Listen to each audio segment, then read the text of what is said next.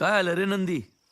आ अरे युद्धात झालेल्या जखमेत कधी एक ना दागिना नाही, फक्त तो दागिना असा छातीव पाहिजे, कुठंतरी पाठीव नाही. पाठीव फक्त महाराजांनी शाबासी द्यायची आणि त्या शाबासीच्या बदल्यात आपण अख्खी मुघल सल्तनत छातीव घ्यायची. कुठल्या बी मराठ्याची जिंदगी बस इतकीच अशी छातीपाठीच्या मधी. काय जमल का? राव शब्द आहे तुम्हाला.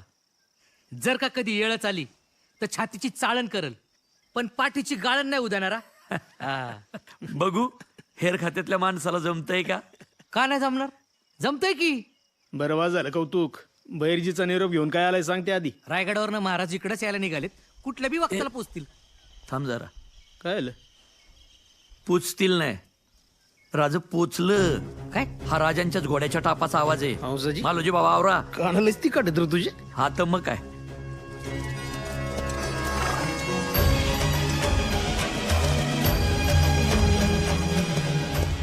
राजा मुजरा घ्यावा.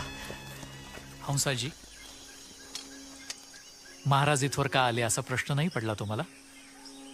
बहलोल खानाला तोडायचा आदेश असेल तर राजा तुम्ही रायगडावर पोचायच्या आत त्या खानाचं मुंडकं तुमच्या पायावर टाकीन.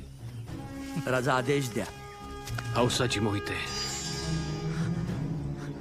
स्वराज्याला आता कुठल्या खानाच्या शिराची नाही तर तुमच्यासारख्या शूराची गरज आहे. राज उद्या पहाटे परशुरामाच्या मंदिरी सरसेनापती पदाची वस्त्र आणि तरवार देऊन प्रतापरावांचा वारसा तुमच्या खांद्यावर दिला जाईल. राज मी हरा हरा